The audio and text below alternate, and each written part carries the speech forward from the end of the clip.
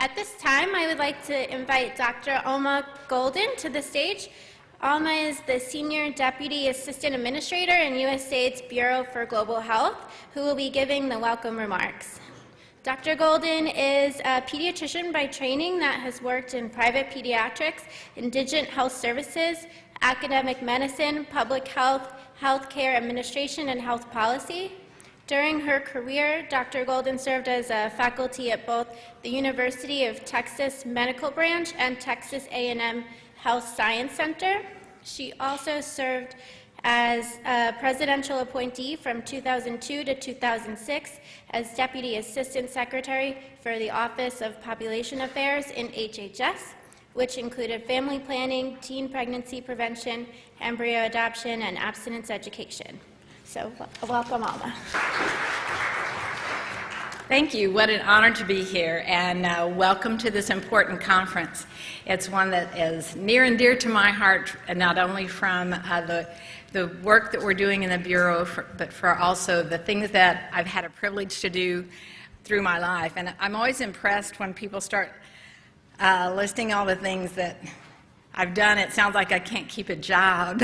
Because I've had an opportunity to work in so many different areas of healthcare, from on the ground to around the world.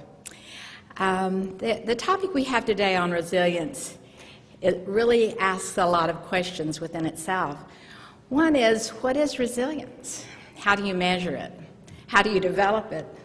Is it something that's intrinsic, or is it something that we can impart? And I think those are some of the questions that we'll be dealing with today. I love the lists of panelists and discussions, and I will look forward to hearing more about how the whole day goes, even though I'm not going to be able to stay here the whole time. 2 weeks ago on Saturday, I got onto a helicopter that was managed by MONUSCO, the UN military, and I entered that particular vessel with the Minister of Health for the DRC and our ambassador from DRC, with Dr. Redfield, and with Secretary General Tedros from the WHO. We left Goma in the Democratic Republic of Congo, and we landed in Butembo and went to visit the Ebola treatment unit there only about 4 hours after they had concluded an attack by the Mai Mai rebels, in which a policeman was killed and several of the nurses had received machete wounds.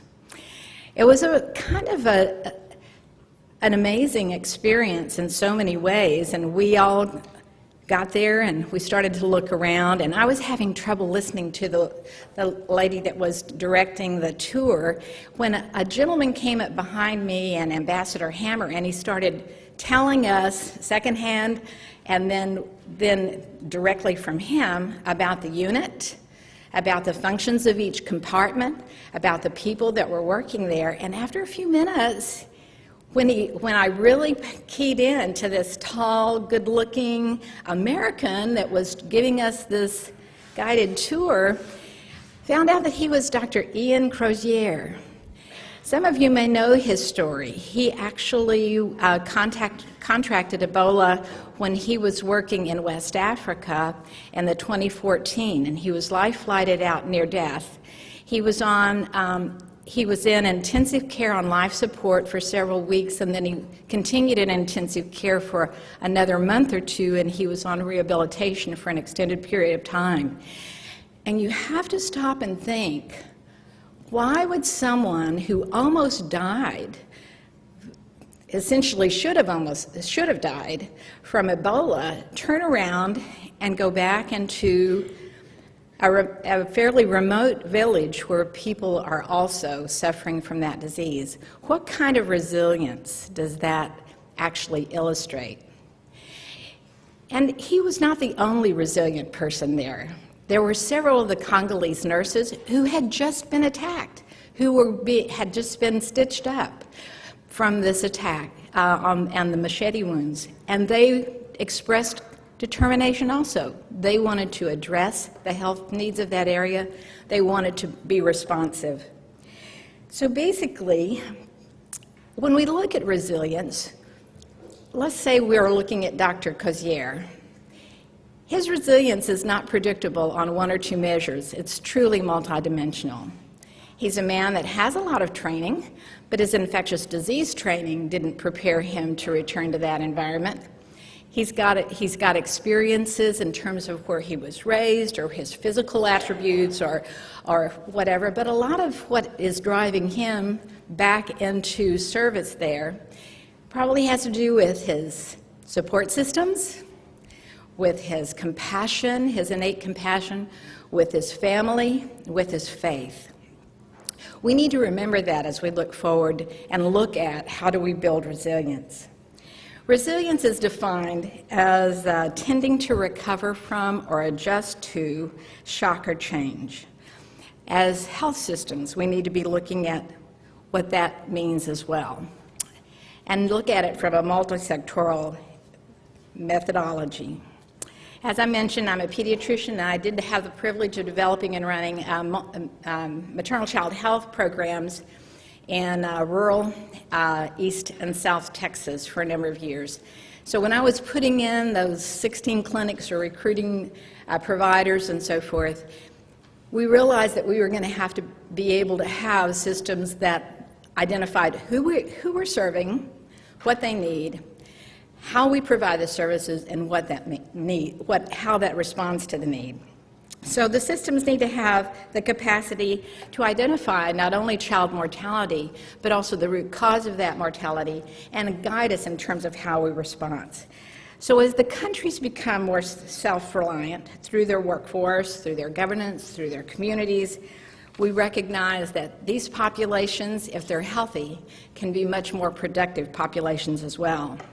Consequently, we need a true collaboration from the community level to the national level to the international donor level.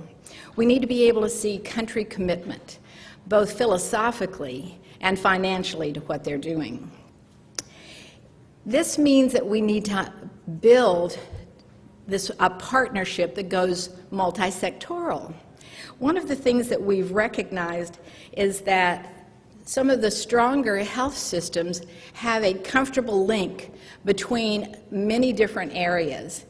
And if you have a health system that's too dependent on one mechanism or another, let's say public versus private, like let's say I'm going into Nacogdoches, Texas to take care of indigent children. I can recognize that there's a faith-based clinic that's out in the area, there's a private hospital that's over here, and then, but they have no public health provisions, so you end up with a gap in the services. We need to be able to help our countries recognize where the strengths are for the private, for the faith-based, for the public, and then help the countries recognize how to improve all of them so that all of them are strengthened. We know that in some of the environments where the health system is dependent upon only one component of society, it's harder for them to stay strong if there's a fragility, if there's a problem that occurs. And one of the most heartbreaking situations around that right now is in Venezuela. They've lost their private and their faith-based and some of the other NGO mechanisms for providing health care, and as a result, when you have difficulty with the governmental run or the public system, there's difficulty in finding redundancy.